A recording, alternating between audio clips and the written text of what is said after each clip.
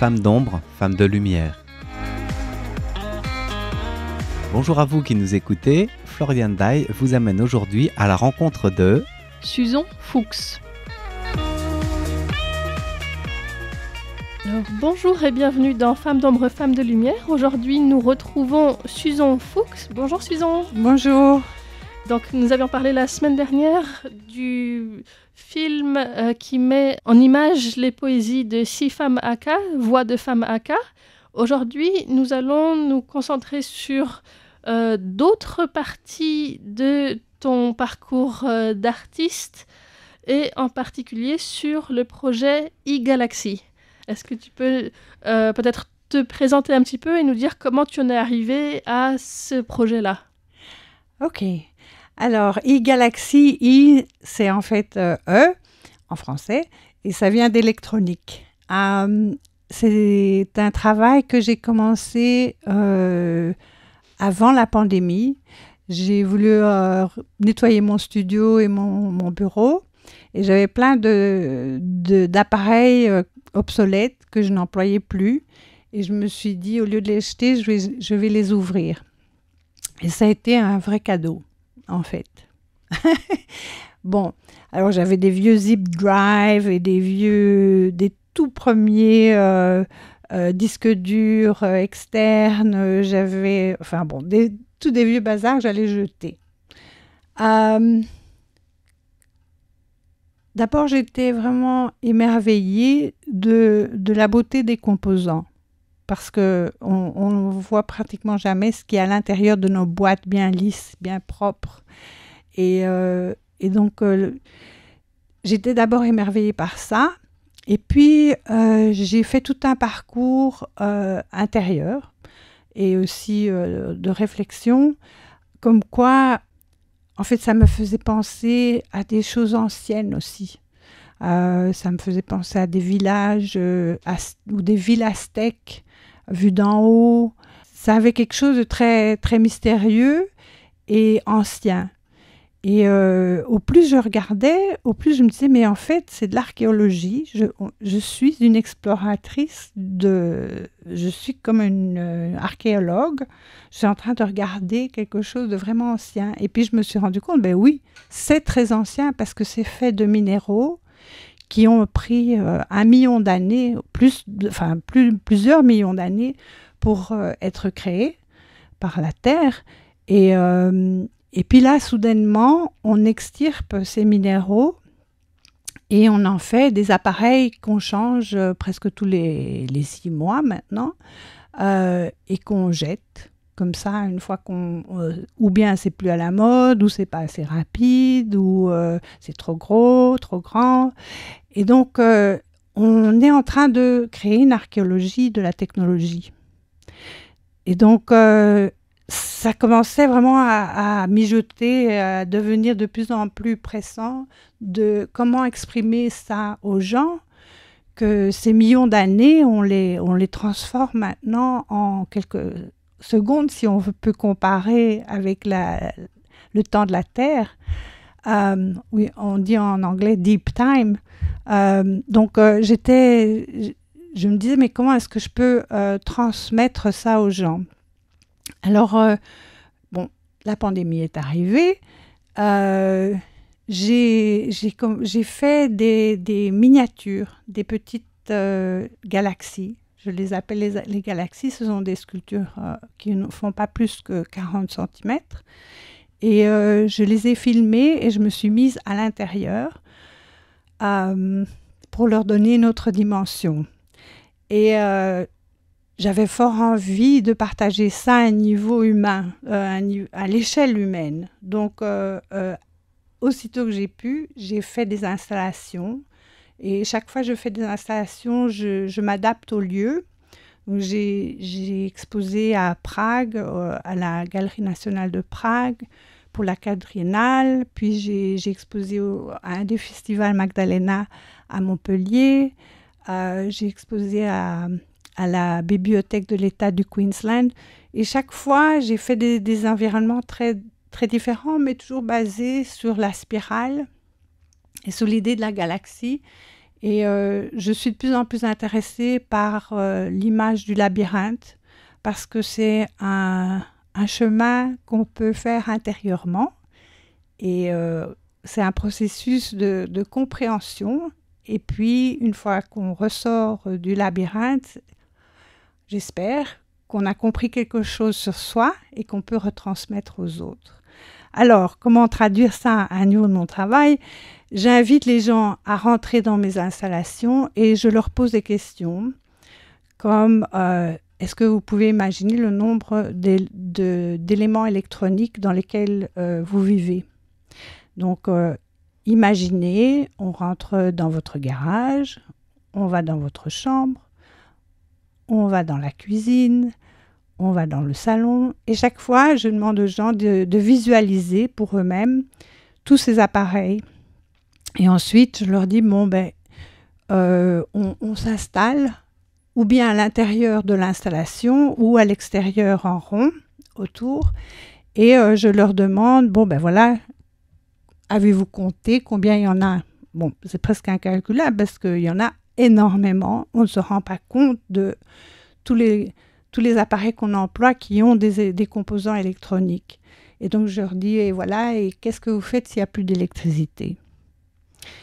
Ensuite, est-ce que vous savez que sur 10 personnes, il y en a 3 qui n'auront jamais accès à l'électricité ? Donc, il y a une disparité au départ. Donc, est-ce que vous êtes conscient de ça ? Donc, on a une façon de vivre qui n'est pas accessible à 3 personnes sur 10. Et comment est-ce qu'on peut faire, ou bien pour partager notre façon de vivre, ou bien pour la changer.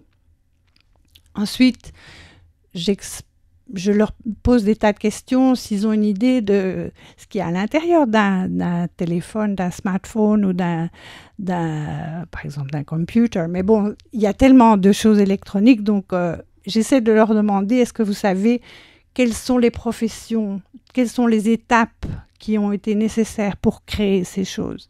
Et donc, j'essaie de retourner à la base, qui est en fait l'extraction des minerais. Et donc là, je leur fais comprendre l'archéologie de la technologie, le temps que ça a pris pour que les minéraux se créent et le temps qu'on prend pour utiliser un appareil. Et donc, j'essaye de faire prendre conscience de cette espèce d'abus de la Terre, de la planète Terre, et d'essayer de réinventer la façon dont on fait les choses et d'essayer aussi de partager différemment. Donc, je fais des installations, je fais des miniatures, je fais aussi des livres d'artistes. Et en général, mes livres d'artistes relatent mon passage de l'analogue au digital, parce que j'ai quand même 66 ans. Et donc, j'ai vécu ça. Et je pense que c'est intéressant de transmettre parce que, en général, les jeunes ne se rendent pas compte ils prennent pour acquis ce qui est là autour d'eux. Et donc, mais les objets que je présente sont très interactifs. J'aime bien que les gens les prennent en main, j'aime bien qu'on les lise, j'aime bien qu'on les triture, qu'on puisse vraiment toucher ces choses. Ce n'est pas des choses de musée. Bien que j'aime les exposer, mais je ne veux pas que ce soit intouchable, c'est le contraire. Et aussi, une des choses que je fais avec les gens quand ils sont dans l'installation, quand j'ai les moyens et le temps, c'est de les inviter à démanteler un appareil obsolète. Donc d'avoir la main à la pâte, de voir ce qu'il y a là-dedans, et puis avec des composants, de continuer l'installation. Donc ils participent aussi à l'agrandissement de l'installation. Et alors je fais aussi des bijoux à partir des vieux composants électroniques. Alors parfois c'est très vintage et les gens ne le savent même pas.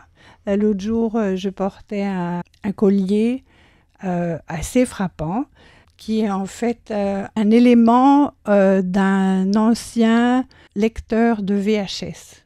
D'accord. Et bon, déjà pour les jeunes, c'est quoi le VHS, tu vois, C'est les grosses cassettes. Voilà, c'est les grosses... Here you go. T'es sûr? Oui, oui. Voilà. Donc, mais c'est très beau. C'est parce que dans ces composants, par exemple, il y a beaucoup de cuivre. Et le cuivre est nécessaire pour transmettre l'énergie, pour faire tourner les choses souvent. Tout ce qui tourne, les circuits pour les ventilateurs sont aussi faits souvent avec du cuivre. Et donc, je fais des bijoux. Je fais aussi des parties de costumes qui sont un peu interactifs aussi. D'accord. Voilà, je suis multidisciplinaire. Ce qui m'importe, c'est de pouvoir transmettre ce message urgent, de reconnaître notre abus de la terre et aussi de disparité entre nous sur la terre et d'essayer de voir comment est-ce qu'on peut partager et comment est-ce qu'on peut peut-être réinventer le futur. Alors je dis aux gens et surtout aux jeunes, vous êtes les explorateurs du futur. Voilà, donc je donne aussi des stages, je fais des ateliers, aussi bien avec des enfants que des adolescents, qu'avec des étudiants à l'université, qu'avec tout public. En fait, j'adore rencontrer les gens et j'adore quand ils se rendent compte de l'urgence, mais aussi de leur possibilité de changer les choses. Voilà. Et donc, j'ai l'impression que ce sont souvent des installations qui invitent vraiment à l'échange, en fait, parce que c'est pas seulement présenter un objet, c'est surtout quelle réflexion il peut y avoir autour et comment échanger. Oui, tout à fait. Et donc, il y a quelque chose de vraiment interactif et, oui. Et avec quelque chose en mouvement aussi, ou une intention de mouvement très claire. Oui, oui, parce que je pense que quand on fait une expérience corporelle, on intègre beaucoup plus des notions qui sont fortes et on comprend beaucoup plus vite aussi. Et quand on comprend avec son corps, on peut aussi l'expliquer beaucoup plus facilement aux autres. Donc, moi, je suis un catalyseur et puis chaque personne qui vient dans mon installation ou un stage ou un truc comme ça, ça devient un autre catalyseur. Et donc, j'espère comme ça que ça peut faire un ricochet. Voilà. Et ça, je pense que ça résonne beaucoup à Taïwan aussi, puisque Taïwan est le premier fabricant mondial de semi-conducteurs. Et donc, quand on parle d'électronique, c'est quelque chose qu'on ne peut pas trop omettre non plus. Donc, ce que j'ai compris, c'est que tu avais le projet d'amener cette installation à Taïwan aussi? Oui, tout à fait. Hier, j'étais à Semicon, à l'exposition Semicon, et j'étais... Bon, je m'y attendais, mais j'étais quand même sidérée de voir que l'industrie... à ce niveau-là, l'industrie électronique est très peu en réflexion sur la durabilité. Sauf à la fin, j'ai quand même rencontré quelques personnes qui étaient très intéressantes et qui ont dit oui, non, on fait la différence entre ce que les gens ont besoin et ce que les gens veulent. Et on se concentre sur le besoin. Donc, c'est le début de quelque chose. Mais c'est certainement un défi de venir avec mon installation ici. Mais en même temps, c'est aussi intéressant parce que moi-même aussi, j'apprends. Hein, je ne connais pas tout en électronique, j'apprends aussi. Et mais il y a des tas de couches dans ce travail parce que je ne connais pas vraiment la géologie, je découvre en même temps parce que l'archéologie, ça se passe à un niveau historique, à un niveau de plein niveaux. Donc, oui, j'espère pouvoir le montrer ici, peut-être l'année prochaine ou l'année d'après, et peut-être dans des lieux différents. Peut-être qu'il y aura un livre aussi. Voilà. Alors, comme on a des auditeurs, auditrices qui sont aussi en Europe ou dans des régions francophones, il me semble qu'il y aura aussi une exposition à Poitiers. Ah oui. Pas loin du Futuroscope. Mais c'est un chouette endroit. Ça va se passer au lieu multiple qui est attaché à l'espace Mendes, qui est un centre scientifique et qui est aussi, c'est tout un hub scientifique avec l'observatoire. Donc, je suis super contente de travailler avec eux. J'ai déjà travaillé dans le passé avec eux sur Internet, sur un projet sur l'eau. Mais cette fois-ci, je suis là, en vrai, et je vais travailler avec des étudiants aussi, mais aussi avec le public. Et je pense que ça va se passer à un moment aussi où il y a 2 jours, il y a une espèce de colloque aussi sur l'intelligence artificielle qui revient beaucoup pour le moment et dont je suis assez critique. Mais en même temps, tout à fait, attention, je suis critique, mais je trouve que, j'ai oublié de dire ça, il y a quand même une beauté dans ce qu'on a inventé et il y a quelque chose que je trouvais merveilleux, c'est l'accumulation des connaissances pour arriver à notre technologie. Donc, quelque part, je suis très positive dans la mesure où je pense que si on est arrivé à ça, on peut aussi transformer ce qu'on a fait.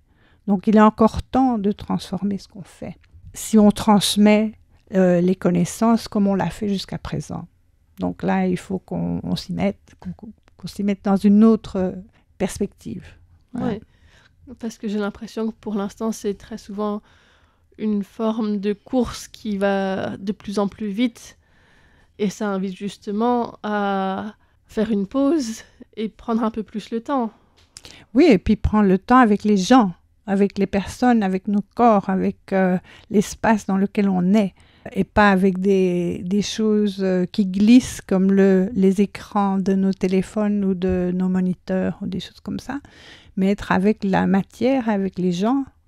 Oui, tout à fait, dans l'espace, dans le vrai espace, pas dans l'espace numérique.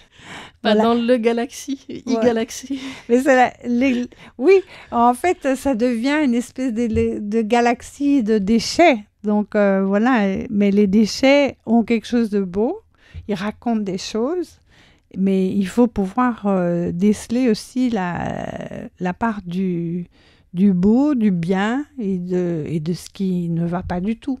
Voilà. Ouais. Et puis après, comment changer tout ça, évidemment. Voilà, tout à fait. Ouais. Tout à fait. Eh bien, merci beaucoup, Susan Fuchs, pour cet entretien. Merci Floriane de m'avoir ici. Et puis donc, toutes les informations seront disponibles aussi sur Internet pour en savoir plus au sujet de ces expositions à venir. Merci.